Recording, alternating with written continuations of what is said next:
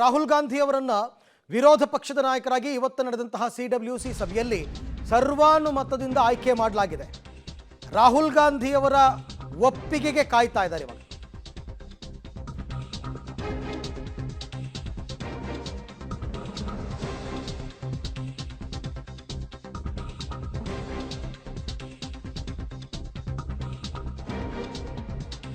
ಪಕ್ಷದ ನಾಯಕರಾಗೋದಕ್ಕೆ ಅರ್ಹ ವ್ಯಕ್ತಿ, ನಾವೆಲ್ಲರೂ ಒಕ್ಕೊರಲ ನಿರ್ಧಾರಕ್ಕೆ ಬಂದಿದ್ದೀವಿ.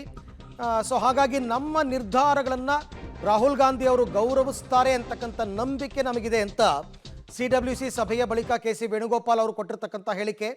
ಆರಂಭದಲ್ಲೇ ಇದ್ರ ಬಗ್ಗೆ ಮಾಹಿತಿಗಳು ಕೇಳಿಬಂದಿತ್ತು. ಯಾಕೆಂದರೆ ಈ ಬಾರಿ ಚುನಾವಣೆಯಲ್ಲಿ ಕಾಂಗ್ರೆಸ್ ಉತ್ತಮ ಸಾಧನೆ ಮಾಡೋದಕ್ಕೆ ರಾಹುಲ್ ಗಾಂಧಿ ಅವರೇ ಕಾರಣ.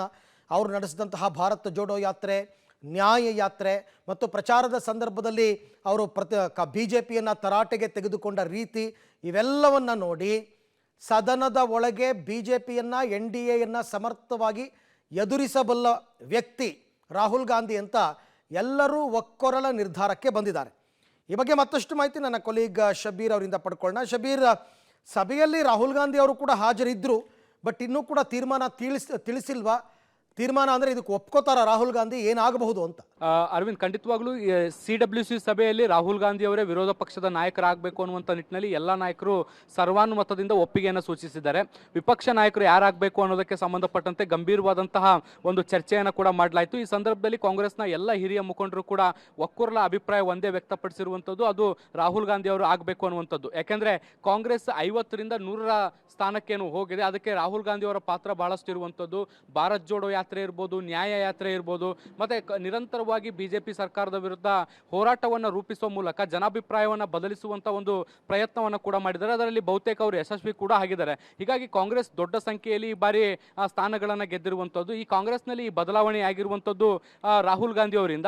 ಜೊತೆಗೆ ಅವರ ನಿರಂತರ ಹೋರಾಟ ಏನಿದೆ ಅದು ಸದನದಲ್ಲೂ ಕೂಡ ಮುಂದುವರಿಬೇಕು ಅನ್ನುವಂಥದ್ದು ಕಾಂಗ್ರೆಸ್ ಹಿರಿಯ ನಾಯಕರ ಅಭಿಪ್ರಾಯ ಆಗಿತ್ತು. ಹೀಗಾಗಿ ಅವರೇ ವಿಪಕ್ಷ ನಾಯಕ ಆಗಬೇಕು ಅನ್ನುವಂಥ ನಿಟ್ಟಿನಲ್ಲಿ ಮನವಿಯನ್ನು ಕೂಡ ಮಾಡಿಕೊಂಡಿದ್ದಾರೆ. ಆದರೆ ರಾಹುಲ್ ಗಾಂಧಿ ಅವರು ಈವರೆಗೂ ಕೂಡ ಒಪ್ಪಿಗೆಯನ್ನು ಸೂಚಿಸಿಲ್ಲ.